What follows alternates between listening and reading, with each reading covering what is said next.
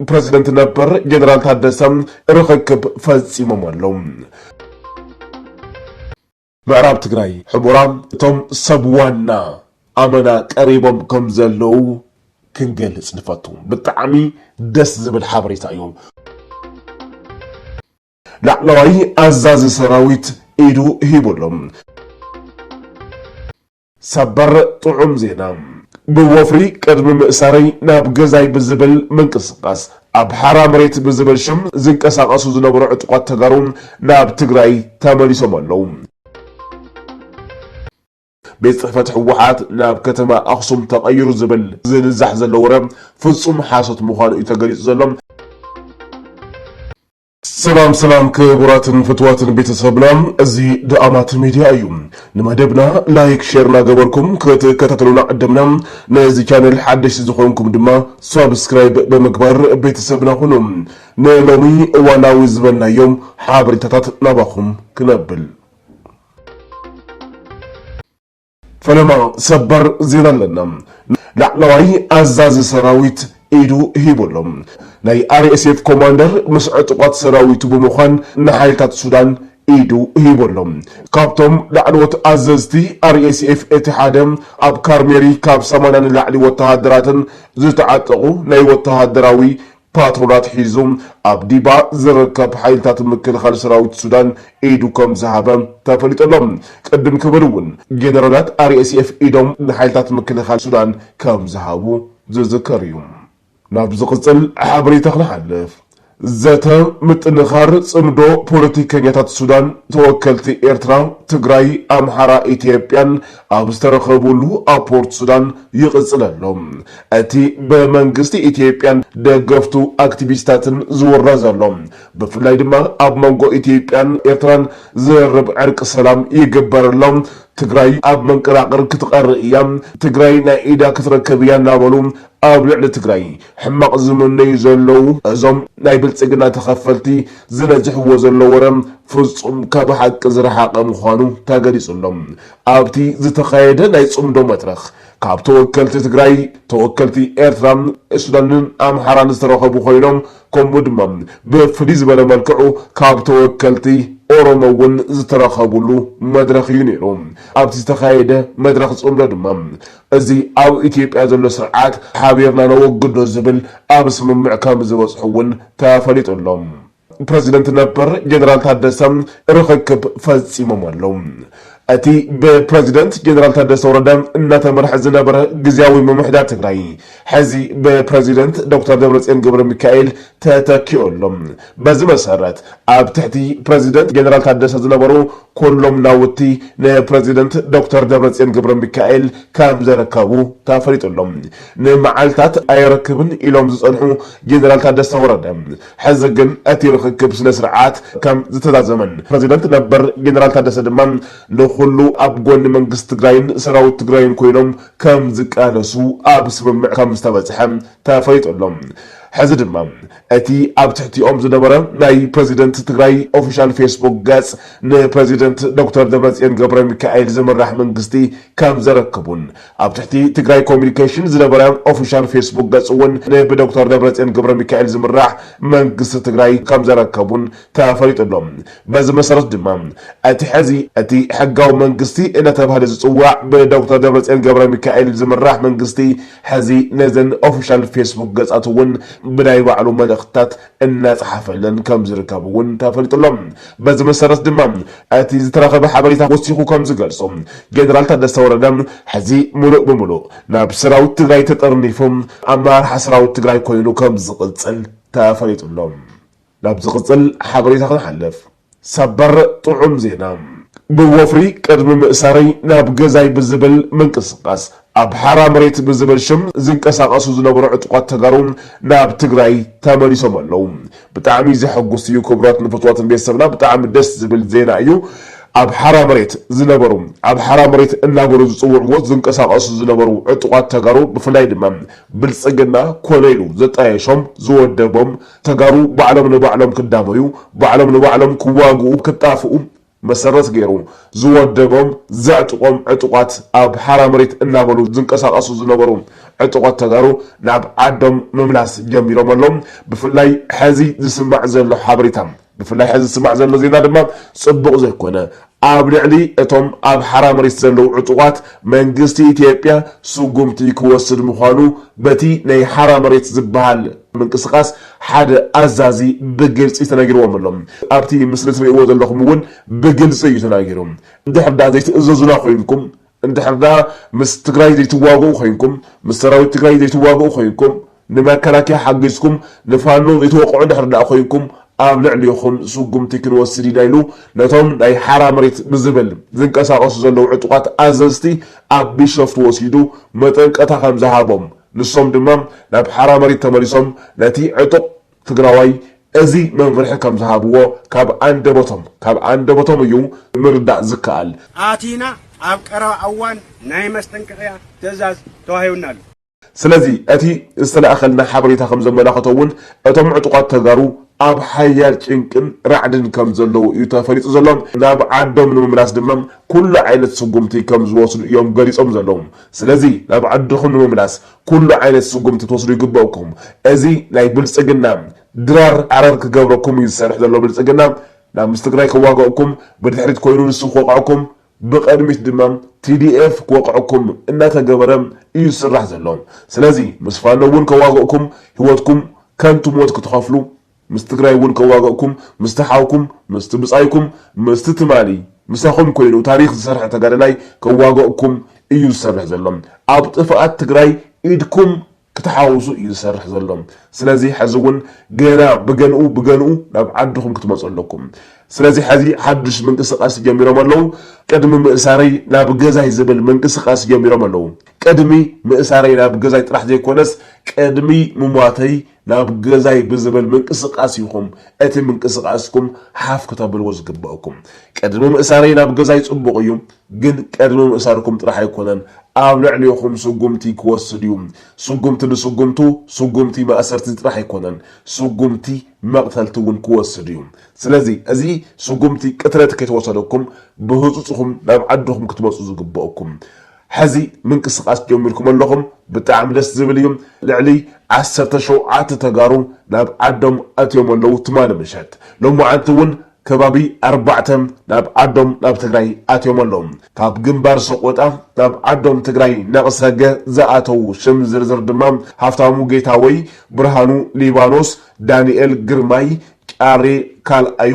ተስፋይ ሞገስ ወይ ከዓ ቀሺ እናተባሃለ ዝፅዋዕ ካልኣዩ ማሞም ብርሃኑ ታደሰም ሃፍታሙ ሕሉፍ ኣባዲ ካልኣዩ መብራህቱ ብርሃኑ ጎይቶኦም በርሃም ጎይቶኦም አብርሃም ቴድሮስ መንግስቱ መሰለ ሓዱሽ አሸናፊ አድማስ ሐዲስ ዓለም ሰገድ ጸጋይ በርሃም ተስፋይ ገብረ ኪዳን ዝበሃሉ ኮይኖም ናብ ትግራይ ናብ ሰራዊት ትግራይ ብሰላም አትዮም ኣለው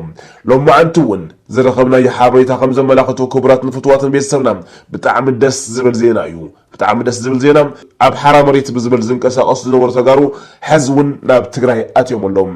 قدمي وفري قدمي مساري ناب غزاي بزبل ازي وفريون تسفاي دجنم سمره طعماي بزبهالون حزي كاب جنبار 4 سقوطام ناب زاتا اتيمولو بتعم صبقيو قصللوم مستحاوكم كتواغي يولكم ناب ديخم ناب بوخم ناب حفتكم ناب حاوكم ناب دقخم ناب بعلت غزاخم كتكوسو يغباكم نابتي حزب تግራይ ناب مربوتو كيملس حانيقو حيزلو سرعات نابتي غزاء تግራይ ناب بعلوانو حزب تግራይ كيملس حانيقو زلو سرعات يخم كتكوسو زغباكم بر نابتي ناب مريتي ملسوني زتورر مريتي ملسولي إلو ناب زحتت حزب ايكونكم كتكوسو زغباكم سلازي حزون اي رفدن بهصص ناب عدهم كتملسو يزغباكم زبل ملختنا يوم ناب زقصل حبريتا نحلف فتواتن كبراتن بيسبنا حد حبريتا نابخم كنبل كبيت فتح واحد زرخبنا يا حبريتا اذا حبريتا زي اب فيسبوك ويدما اب استفلاليو محبراو ميدياتات زنزح زلو ورا فصوم حاسط مخانو يتغليص زلم بفلاي دما بيت فتح واحد ناب كتما اخصم تغير زبل زنزح زلو ورا فصوم حاسط مخانو يتغليص زلم بيت فتح واحد يكون بيت فتح منجز تግራይ ኣብ ርእሰ ከተማ ትግራይ ዝኾነት ከተማ መቐለ እምበር ናብ ዝኾነ ይኹን ዝቕየረሉ መንገዲ ወይ ድማ ዝልወጠሉ መንገዲ የለን ዝብል ሓበሬታ በፂሕና ኣሎ እቲ ናይ ህወሓት ቤት ጽሕፈት እውን ካብ ሓወልቲ ሰማዕታት ዝነበረ ቤት ጽሕፈቱ ቀይሩ ናብ ከተማ ኣክሱም ከይዱ ዝብል እውን ፍጹም ሓሶት ምዃኑ እዩ ተገሊጹ ዘሎ እዚ ኮነ ተባሂሉ ህዝቢ ትግራይ ንምርዓድ ንምጭናቕ ዝግበር ዘሎ ኮነ ተባሂሉ ዝተፈጠረ ናይ ሓሶት ወረ ምዃኑ እዩ እቲ ዝረኸብናዮ ሓበሬታ ዝገልጽ ናብ ዝቕጽል ሓበሬታ ክንሓልፍ ዝኸበርኩም ቤተሰብና ህጹጽ ሓበሬታ እዩ ፍትወትን ክቡራትን ቤተሰብና ብጣዕሚ ህጹጽ ሓበሬታ እዩ እዚ ሸርና ገበርኩም ናብ ዝምልከቶ ክበጽሕ ግበርዎ ካብ ከተማ አላማጣ ሃዲሞም ቆቦ ዝኣተው መልሻታት ብልጽግና ኣምሓራ ሓራ መሬት ዝበሃል መፍራሱ ስዒቡ ፋኖ ኢና ብዝብል ምትላልን ሽርሕን ናብ ከተማ አላማጣ ኣትዮም ኣብ ልዕሊ ኣመራርሓ እታ ከተማ ቅንጽላታትን ጭውያን ከካይዱ ኦሪየንቴሽን ተዋሂብዎም ተዋፊሮም ስለ ዘለዉ ኩላትና ዝምልከተና ኣካላት ኣብዞም ሸኒኾም ዝኣተው ዕጡቃት ብልጽግና ክትትል ብምግባር ኣብ ቁፅጥር ብምውዓልን ዘድሕን ጥንቃቄ ክግበር ከም ዝገብኦ ሓበሬታ በፂሕና ኣሎ ስለዚ እዚ ኮነ ተባሂሉ ብፍላይ ድማ ኣብ ሓራ መሬት ዘለው ዕጡቃት ተጋሩ ሕዚ ይፈርሲኦም ዘለው እናፈረሱ ስለ ዘለው ሕዚ ብልጽግና ጨዲቕዎ ስለ ዘሎ እንታይ ክገብር ፈቲኑ ዘሎ ንሕና ፋኖ ኢና ፋኖ ድማ ምስ ሰራዊት ትግራይ ይሰርሕ ኣሎ ስለ ዝበሃል ኣብ ህዝቢ ሸለል ተባሂሉ ምንታን ክረአ ኮነ ተባሂሉ ናብ ውሽጢ አላማጣ ኣትዮም ኣለዉ እቶም ናብ ቆቦ ሃዲሞም ዝነበሩ ዕጡቃት ብልጽግና እዮም ሕዚ ኮነ ተባሂሉ ሓራ መሬት ይፈርስ ስለ ዘሎ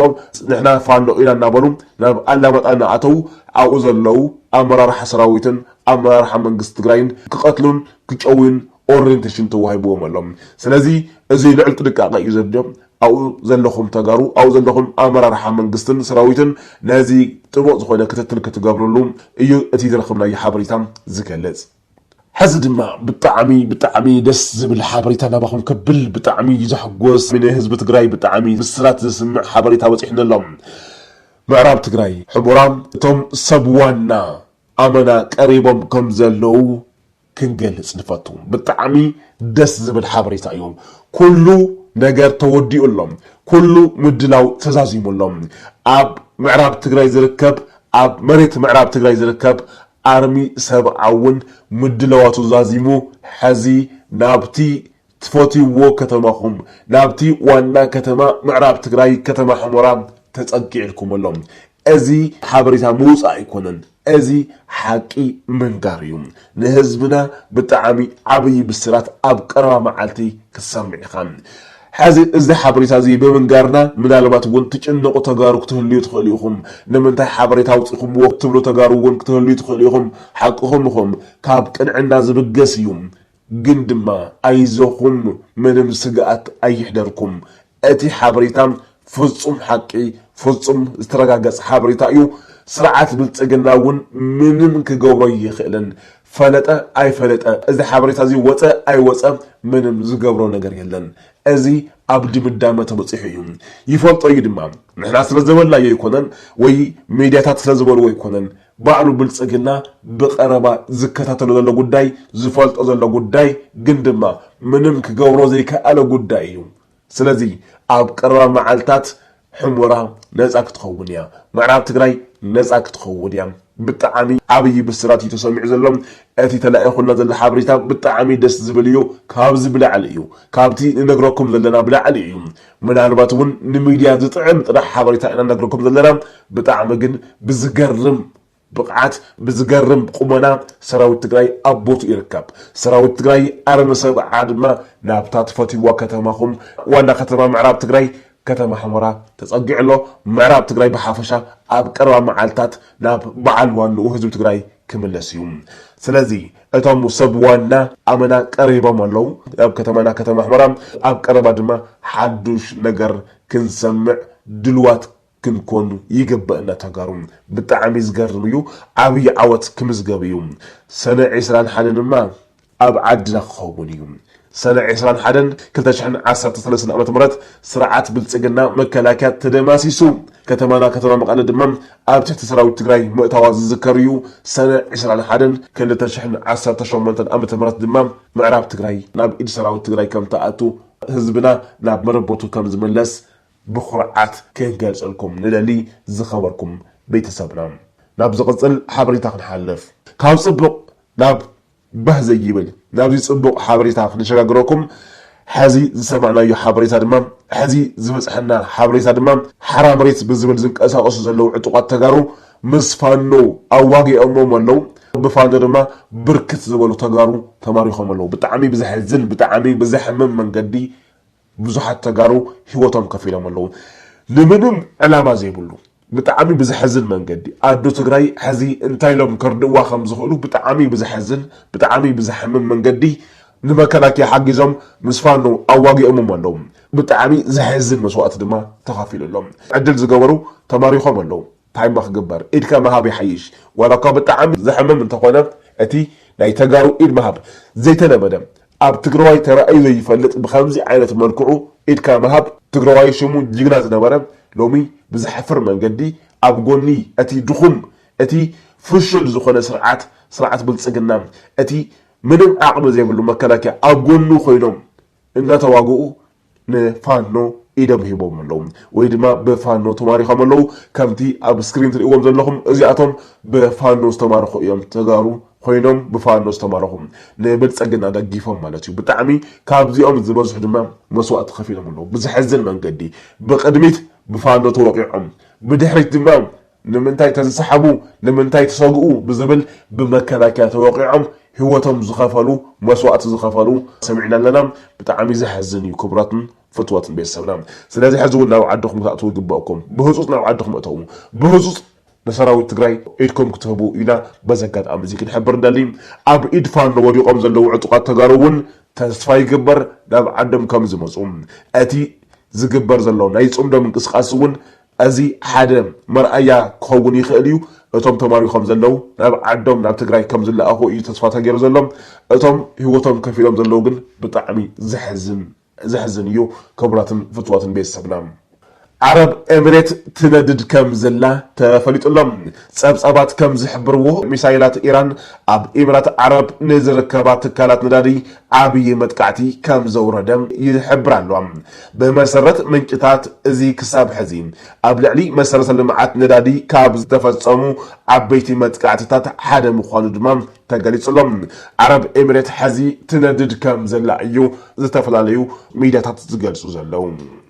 فتواتن كبراتن بيسبنا بقصاري بخالي حابري تاخذ الرخبينا كساب شعو سلامن طعنان تمنينا سلامن قصادتن لحزب تግራይ عوت لسراوت تግራይ